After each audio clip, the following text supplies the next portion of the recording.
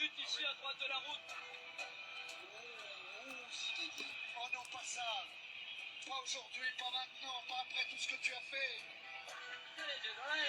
Xavi Chapuis, comme un grand, comme un Allez, champion il peut réussir, allez. Il va le faire, il va le faire. Il va faire voir Shakir au championnat du monde de Paris. On est attaque de Guyardon, je crois qu'après avoir vu ça, on peut mourir tranquille. Enfin, le plus tard possible, mais on peut. Ah, c'est super. Et ben bonsoir à toutes et à tous, très heureux de vous retrouver pour notre émission hebdomadaire sur Sport 39.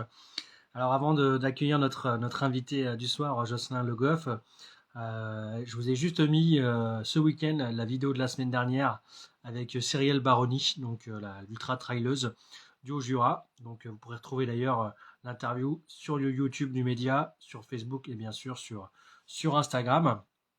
Et ce soir, on voulait mettre en avant, pour commencer notre émission, on voulait mettre en avant un club de rugby qui a connu quand même les joies d'une accession en fin d'année dernière en Fédéral 3. Alors avant de recevoir notre invité, petite anecdote à vous raconter sur ce club d'Arbois. Alors ça va vous paraître un petit peu bizarre, mais lors de la saison 2010-2011, c'était la dernière année où le club d'Arbois était en Fédéral 3. Et c'est là où j'ai effectué mon premier reportage comme correspondant pour le Progrès. Alors j'avais accompagné le journaliste à l'époque pour voir un petit peu comment ça se passait.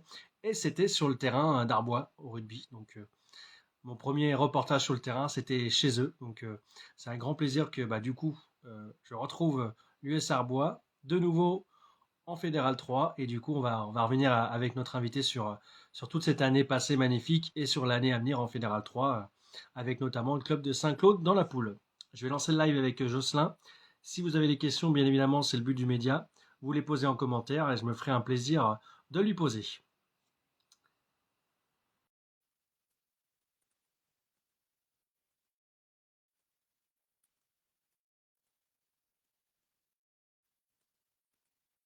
Alors, est-ce que ça marche?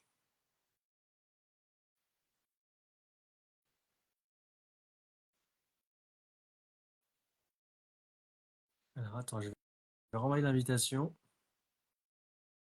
Je vais te renvoyer une invitation, Jocelyn. Voilà.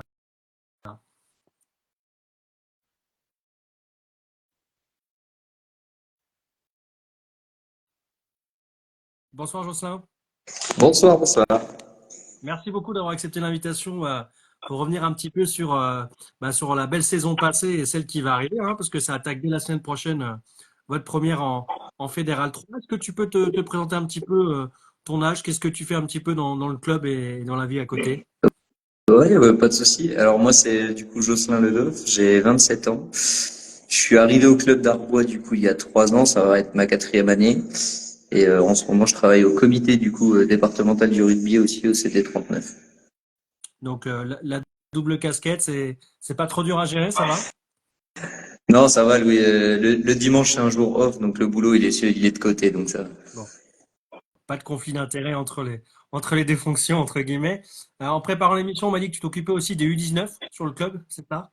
Ouais, alors cette année, ça sera plus des U18 parce qu'on est en entente avec donc Dole et Grand Dole pour faire l'équipe de Pasteur 15 et on sera en national, donc on est en U18 et pas en U19.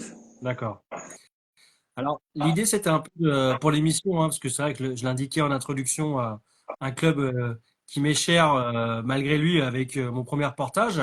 C'est vrai que pour revenir sur la saison dernière, cette accession en Fédéral 3, c'était l'objectif, c'était les premières places. Rappelle-nous un petit peu la saison dernière, un petit peu les contextes, les enjeux. Ouais, on va pas dire que l'objectif était la montée, c'était pas vrai, c'était pas ce qu'on voulait. On voulait faire mieux que l'année dernière, l'année d'avant encore. Donc l'année dernière, l'année d'avant, on était arrivé 4e. Donc cette année, on était 3e. Donc c'était très très bien, avec quand même un déroulé où Beaune ne pouvait pas jouer les phases finales ni la finale. Du coup, à Beaune ni la montée. Donc ça nous a profité, on a fait la finale, on la gagne. Après le reste, la montée, c'est vrai qu'on l'a appris très très tard, mais du coup très bien accueilli dans le club parce que ça faisait aussi partie de la dynamique et puis de l'envie des joueurs de monter, donc très très bien. Alors effectivement, vous aviez battu Tournu en finale. 27-20, je crois, c'est ça? Ouais, c'est ça. Ouais. Alors, pour expliquer un petit peu aux gens, parce qu'on se dit, bon, bah, certes, ils ont gagné cette finale, mais en théorie, c'était quand même Tournu qui devait monter parce qu'ils ont terminé devant vous en championnat. Elle servait à quoi cette finale, du coup, régionale? À part un bouclier, peut-être, mais. Ouais, cette finale, c'est un peu, on va dire, la journée de gala de clôture où normalement dans les anciennes versions de la finale, les deux équipes montaient. Cette année, ça avait été décrété que c'était que le premier au classement qui montait. Donc tournu et puis du coup ouais c'était pour décerner un peu plus le bouclier et puis avoir ce titre de champion de Bourgogne-Franche-Comté. Donc, en plus de ce titre, du coup, l'été dernier, vous avez appris, je crois que c'était début juin, que il y avait peut-être une place parce que Tournu refusait la montée pour notamment un problème d'effectif. Euh, Comment vous avez accueilli ça? Parce que à la fois, ça peut être de l'excitation, mais aussi un peu de crainte, parce que du coup, troisième sur la saison régulière, vous accédez, et puis bah, on se dit bon bah comment on va faire fin juin, les effectifs, un peu comment vous avez vécu tout ça au sein du club? C'est vrai que c'était un peu, ouais, c'était un peu décousu parce qu'on avait beaucoup de rumeurs. Il y avait des rumeurs là-dessus. Après, c'est des on-dit, donc on savait pas trop. On l'apprend très rapidement. Et puis, de fil en aiguille, les joueurs, on en parle, on en a parlé beaucoup, beaucoup, beaucoup. On avait beaucoup d'envie parce que c'était le but. On est très compétiteur, on est très joueur, donc on a envie d'aller voir plus haut, forcément. Avec un peu de crainte parce que il y a quand même des grosses écuries aussi dans les poules de Fédéral 3, surtout du coin. Mais en même temps, on a quand même aussi une équipe réserve qui est dominante depuis quelque temps au niveau Bourgogne-Franche-Comté. Donc on a quand même un effectif qui restait, on le savait, on restait complet avec des arrivées en plus. Donc on était assez serein là-dessus. Après, on part sur une aventure, on n'a rien à perdre. Donc on va prendre un maximum d'expérience, un maximum de plaisir tous ensemble, et puis on va dire que le terrain fera le reste. Avec aussi, j'ai vu des nouveaux vestiaires, une nouvelle tribune qui a été inaugurée à l'été aussi. Donc voilà, il y a beaucoup de changements aussi au club avec une section féminine en plus. Enfin, il y a vraiment quelque chose dans ce club, j'ai l'impression, qui est en train de se créer. En chiffres, alors je le dis aux gens qui nous regardent, mais je t'ai pas demandé un petit peu de travailler sur l'émission, mais est-ce que tu as un petit peu souvenir du nombre de licenciés dans le club à Arbois? Vous êtes combien à peu près? Au total, on avoisine, on va dire, les 200 licenciés. On est une soixantaine au niveau senior masculin. Ils sont une trentaine en filles maintenant. Au niveau école de rugby, on va avoisiner quasiment les 90. Et puis U18, U16, on commence à être pas mal avec 6 ou 7 U18. Et puis on est quand même une dizaine de U16. D'accord. Donc quand même un effectif assez fourni. Comment ça s'est passé un petit peu du coup le recrutement, alors avant de revenir sur les matchs de pré-saison, mais parce que quand on a cette accession, je le disais tout à l'heure, assez tardivement, il y a peut-être des transferts qui ont déjà été faits entre plusieurs clubs. Comment on arrive à attirer du monde?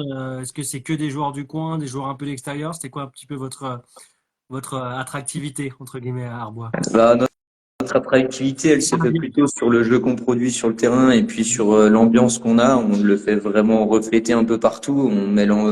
On va dire, on met l'ambiance partout. Donc là-dessus, les joueurs viennent pour ça en grande partie. Donc quand on a su qu'on montait, les joueurs qui venaient peut-être pour ça aussi pour un projet.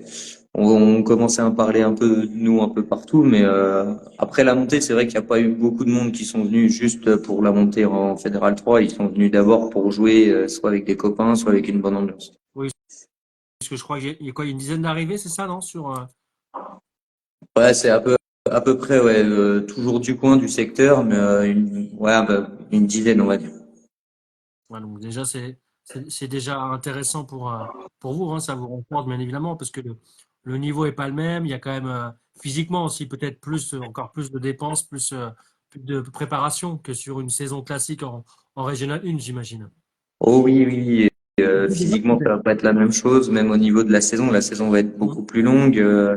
On a besoin de plus de joueurs pour augmenter le niveau aussi en termes d'entraînement, en termes de match, pouvoir aussi, bah, on va dire, enfin, j'aime pas anticiper, mais presque anticiper certaines blessures si blessures il y a, et puis continuer à essayer d'avoir le même niveau qu'on a eu avant, et puis qu'on aura après aussi. Alors, Tony qui dit en commentaire, on ne paye personne. C'est vrai que c'est pas le cas quand même de tous les clubs, même à ce niveau-là, en Fédéral 3. Sans me tromper, je pense que Saint-Claude quand même donne un petit peu d'argent. Alors, d'ailleurs, je les invite, hein, s'ils veulent commenter, s'ils veulent me contacter pour évoquer Saint-Claude, mais je pense qu'ils donnent de l'argent. C'est pas faire leur faire offense, mais c'est une pratique comme le faisait aussi un petit peu le Grandol et puis d'autres clubs hein, du département. Euh, quand on reprend comme ça la nouvelle saison avec du coup l'inconnu de la division, euh, tu le disais tout à l'heure, peut-être rien à perdre, choses comme ça, mais est-ce qu'il n'y a pas aussi cette crainte de peut-être, on l'a vu hier soir avec Van au rugby en top 14, il y a l'engagement, mais au final, il y avait quand même des limites. Vous, vous en êtes conscient ou vous dites, bah, de toute façon, on va jouer avec nos forces et puis on verra bien comment ça se passe?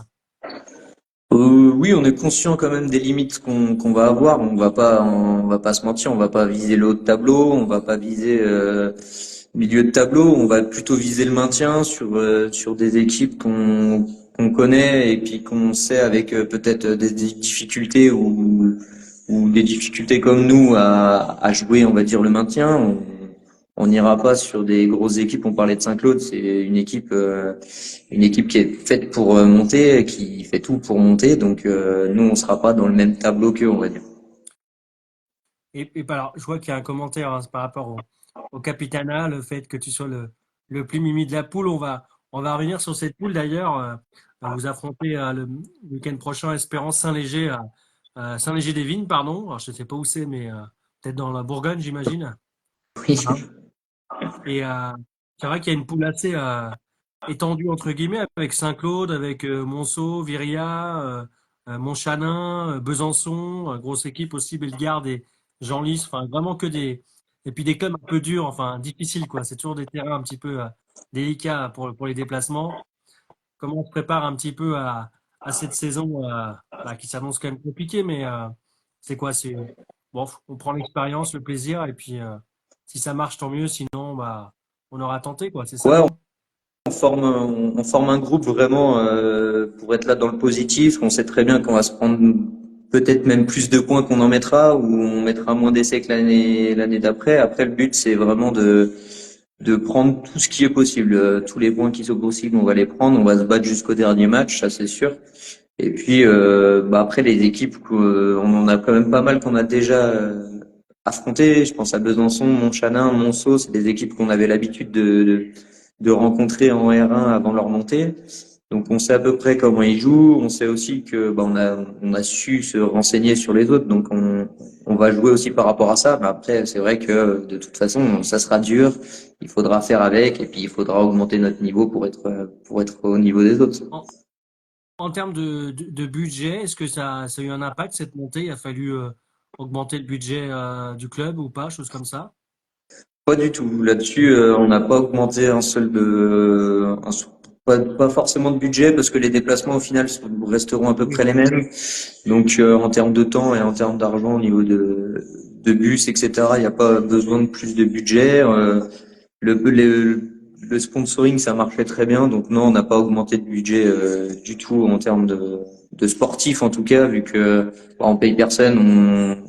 Les tribunes étaient quoi qu'il arrive comprises dans le budget de l'année dernière. Donc non, on n'a pas augmenté. Alors, je vois qu'il y a un commentaire de un de Chasse Soleil qui nous dit on veut le retour des résumés sur Facebook. Alors, explique-moi un petit peu ça, c'est traditionnel résumé. C'était c'est toujours un joueur à nous qui était en études, qui avait l'habitude de se faire des petites histoires en termes de résumé avec le résumé des deux matchs, avec le score, etc. Donc ça faisait toute une petite histoire sur toute l'année. Alors je sais pas si cette année il aura envie de s'y remettre ou pas, parce que c'est vrai que ça lui prenait un peu de temps, puis avec son travail maintenant, il pouvait pas forcément s'y mettre ou être à l'heure ou être dans les temps pour le résumer. Donc c'est vrai que les matchs vont très vite s'enchaîner. Il y en a deux à faire pour faire deux résumés, ça peut être long des fois. Donc je verrai avec lui, on va essayer d'en rediscuter avec lui. En tout cas, la préparation a débuté alors, il y a quelques semaines déjà, mais vous avez effectué votre premier match amical il y a 15 jours face à la réserve de Nice avec un succès quand même assez conséquent, 38-19. Ensuite, il y a eu le week-end dernier où là, j'ai cru comprendre qu'il y avait quand même des petits soucis d'effectifs sur Verdun, mais Voilà, vous perdez que 4 points. Comment tu juges un petit peu en tant que capitaine votre préparation? Comment tu sens un petit peu tes joueurs d'attaquer dans le dur, on va dire, le week-end prochain? Moi, je sens on a beaucoup d'envie. On est très impatient de reprendre ce championnat. Peut-être même trop, du coup, ce qui nous amène quand même à faire des petites erreurs, on va dire. Après le match contre Lens, on a mis beaucoup d'envie. En termes de défense, on a gardé cette défense qu'on avait très rugueuse des années précédentes. Et puis on travaille beaucoup dessus en termes d'entraînement parce qu'on sait que l'attaque ça va se faire. On est à peu près rodé. La défense, bah, ça va être beaucoup plus dur que les années d'avant. Les équipes vont être plus rapides, plus solides, et puis auront une meilleure lecture. Donc forcément, on travaille beaucoup dessus. Donc c'est vrai qu'il y a peut-être une petite faute de parcours, on va dire, la semaine dernière, le week-end dernier, mais on avait beaucoup de d'absents. Il y a les vendanges qui commencent, il y a ceux qui étaient pas là parce que on avait dit oui pour aller avec le match des Barbarians, ceux qui étaient pas là pour le boulot, etc. Donc je m'affole pas forcément, ça va peut-être justement aussi nous remettre un peu dans le dur et nous dire que de toute façon la saison bah, ça va être comme ça. On peut passer sur un très bon week-end à gagner, on va dire assez bien, et puis le week-end d'après en prendre tout autant, quoi. Et c'est vrai qu'il y a certains qui ont un petit peu abusé sur le Puiggaman, hein, le traditionnel gâteau breton. Donc, on verra s'ils vont récupérer un petit peu de leur surpoids, entre guillemets, avec la préparation. Euh, Espérance Saint-Léger-des-Vignes, ça vous parle? Vous avez eu l'occasion de les voir? Comment vous abordez un petit peu ce match? À domicile en plus, hein. Bah, à domicile, forcément, je pense qu'on va le prendre du bon bout avec beaucoup de combats. Enfin, moi, après, on en parlera plus mercredi à l'entraînement avec tout le monde, je pense, pour bien le préparer. Personnellement, j'ai été un peu voir quand même cette équipe qui est réputée pour être très solide quand même. Donc, ça va proposer du jeu. Je pense qu'elle visera aussi le haut de tableau. Oui, parce que Ouais, ça va. j'ai cru lire, Jocelyn, que donc là, ça va être leur 6e saison en Fédéral 3. Et l'an dernier, j'ai pas le classement officiel, mais j'ai vu qu'il y avait quand même eu un bon départ pour eux. Il y Oui. avait juste un problème de terrain, j'ai cru lire, non homologué au début. Alors, je pense ils ont peut-être Ouais, un petit ils ont peu. régularisé le truc, là, c'est bon. Mais oui, de toute façon, par rapport à eux qui sont quand même habitués sur ce niveau-là, qu'est-ce que tu as pensé par rapport à leur niveau, comment ils jouent, comme tu nous as dit que tu t'avais un petit peu regardé, qu'est-ce que tu en penses? Ah bah, je pense que ça va être très fort, ça va être très solide surtout. Ils vont proposer du jeu, mais ça va être très solide Mhm. et ça va courir très vite derrière, je pense aussi. Donc ça va pouvoir le faire. Et en termes de préparation cette année par rapport aux saisons précédentes, la Régionale 1, vous avez intensifié les entraînements, vous avez enfin, il y en a qui passent de 3 à 4 entraînements sur la semaine. Vous, comment vous préparez du coup pour la saison? Bon, en termes de prépa, déjà, on a fait beaucoup plus de prépa, on va dire. On a fait plus de prépa, on était plus nombreux à la préparation d'avant-saison parce que je pense qu'on savait tous que ça allait être plus dur, donc on y a mis plus de rigueur. En termes d'entraînement, on n'a pas bougé le nombre d'entraînements, mais par contre, on a mis beaucoup plus de combats, beaucoup plus d'envie, où vraiment, bah ça match, et ça se donne dès l'entraînement pour pouvoir être prêt justement pour dimanche. Bon, bah, on verra ça. En tout cas, alors, il y a quelques commentaires, je me permets de les lire. Un certain, tu dois connaître bien évidemment, Kevin Perrier, qui demande un petit peu où est-ce que tu en es sur ton DGEPS. Alors, est-ce que tu peux nous dire un petit peu où tu en es et un petit peu tes ambitions peut-être plus tard, hein, parce qu'avec ce genre de diplôme, on vise à entraîner ou peut-être à faire autre chose. Ouais, alors oui, c'est vrai que du coup, je suis en DEGF cette année, donc c'est la troisième session là qu'on a fait, donc on a commencé en juillet, donc c'est que le début, c'est les prémices, mais ça va être bien. Il y a des beaux projets que je vais essayer de mettre en place, surtout bah, étant donné que je travaille sur le comité départemental, ça sera au niveau départemental, mais toujours dans l'idée de développer justement ce rugby jurassien. Parce que tu es quand même originaire du coin, rassure-moi. Du Ah tout. non, tu viens d'où Non, alors? non. Nous, moi, je suis né en Pays de la Loire. Ah oui, donc tu as fait T'as fait le grand saut. Qu'est-ce qui t'a fait arriver dans le Jura, du coup, il y a 3 ans, sans indiscrétion? Et bah c'est mon frère qui est venu justement 4 ans avant moi et qui m'a dit bon on avait un projet commun de jouer au rugby ensemble et puis en sortant d'études j'avais pas forcément de travail là-bas à Nantes donc il m'a dit bah je t'ai trouvé un travail ici tu peux venir. En tout cas, ça a l'air de fonctionner. Alors, juste pour rappeler, Kevin Perrier il jouait en tout cas à Beaune. Je sais pas s'il joue toujours à Beaune ou pas, Si, il a changé de club. il joue toujours. Il doit toujours entendre devant. En tout cas, il a bien raison. Il a bien raison. Et justement, la vision que tu as du rugby jurassien, ce qui est intéressant par rapport à celle des Pays de la Loire, où pas forcément le rugby, c'est pas forcément la chose la plus développée là-bas, hein. Non, bah non, et puis même la culture n'est pas la même, le jeu n'est pas le même non plus. Où ici on va jouer beaucoup, on va dire sur le jeu avant contact, où là-bas on va être un peu plus sur du duel un contre un, et puis on s'adapte après à ce qu'on fait derrière. Mais non, c'est vrai que c'est pas du tout le même, le niveau n'est pas le même non plus. Mais peut-être qu'un jour je viendrai à rejouer contre des clubs de là-bas, donc ça peut être sympa. Rugby Champagne, dit notre ami. Sachant qu'en plus, on avoue, Arbois, c'est pas forcément le champagne hein, qui est bon, hein. On connaît bien le bon vin d'Arbois. Ça va, de ce côté-là, tu t'as pas trop forcé, y a pas trop de dérives. Non, j'en ai eu au début, mais là ça va mieux, je commence à me canaliser, donc ça. Et juste pour terminer, je vois que le temps passe au sein du comité. Alors du coup, ton rôle, c'est du développement du rugby d'une manière générale?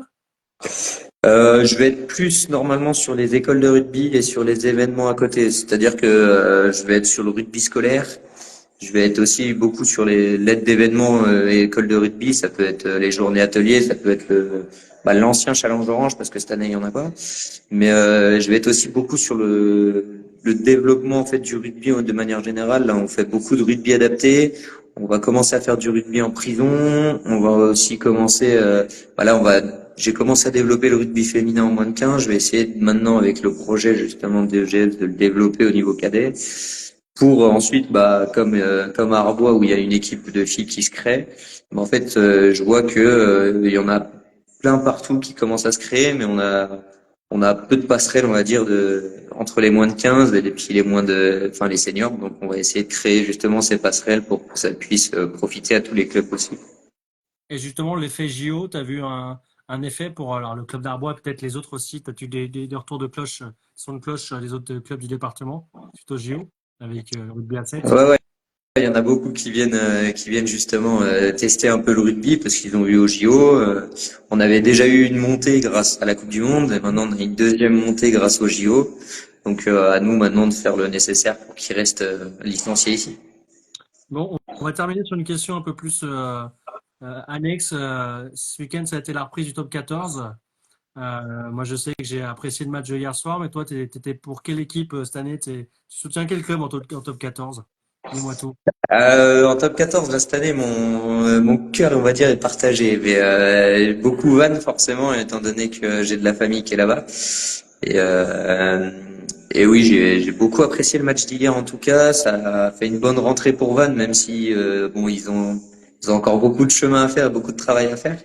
Mais ils ont quand même produit du jeu, ils ont répondu présent. Et puis maintenant, la saison va être longue pour eux et pour tout le monde. Donc je pense qu'ils ont peut-être leur carte à jouer cette année pour essayer de faire une deuxième année en top 14 l'année prochaine. Alors, apparemment, tu as un suite. Je ne sais pas ce que c'est ton suite. Ah, voilà, c'est ça. Celui de Vannes. Bon, moi, je suis pour le Stade Toulousain, mais tu disais que tu étais à moitié. Alors, c'est un autre club aussi? Tu supportes un autre club à côté ou Ouais, depuis que je suis jeune, on va dire, je supporte aussi le Racing 92. c'est une autre C'est philosophie, une un autre autre état d'esprit d'ailleurs. philosophie, un autre jeu, c'est une autre manière même si on n'est pas forcément d'accord avec la manière de manager, on reste fidèle quand même. Et le recrutement aussi, parce qu'on voit notre ami sud-africain qui est reparti. Oui, puis il y a les Anglais qui commencent à arriver, alors c'est compliqué. Bon, en tout cas, une petite anecdote pour terminer de petit Chevas qui dit Arbois en Fédéral 3, c'est comme Vannes en top 14, on va rien lâcher. Donc, en tout cas, c'est tout le mal qu'on vous souhaite pour cette saison. Plein de bonnes choses pour vous. Bon courage pour ce week-end, Jocelyn. Eh merci beaucoup. On croisera les doigts pour que le maintien soit au bout à la fin de la saison. On va tout faire pour. ça va aller. Bonne soirée en tout cas. Merci, bonne soirée à toi. À bientôt. À bientôt. Et on en profite, et me remercie d'ailleurs Jocelyn pour sa disponibilité. Avant de rendre l'antenne, entre guillemets, j'en profite également pour souhaiter bonne chance, bien évidemment, aux autres clubs jurassiens engagés sur cette saison. Donc, on a parlé bien évidemment de Saint-Claude dans la même poule que Carbois. On pourra citer aussi Lons, qui reprend son championnat en Fédéral 2. Aussi le Grandel Rugby. Voilà, 4 clubs en Fédéral 3, Fédéral 2. Ça va faire des beaux matchs à suivre pour le rugby jurassien. Donc on espère que ça va être une très très bonne saison pour ces 4 clubs. Vive la troisième mi-temps, bien évidemment, Bastos. Voilà, Colisée est parti, bien évidemment. Et puis, en tout cas, bonne chance pour tout le club d'Arbois. Continuez comme ça, comme tous les autres clubs jurassiens. Et puis, on espère que tous ces efforts vont porter leurs fruits. En tout cas, merci de nous avoir suivis ce soir.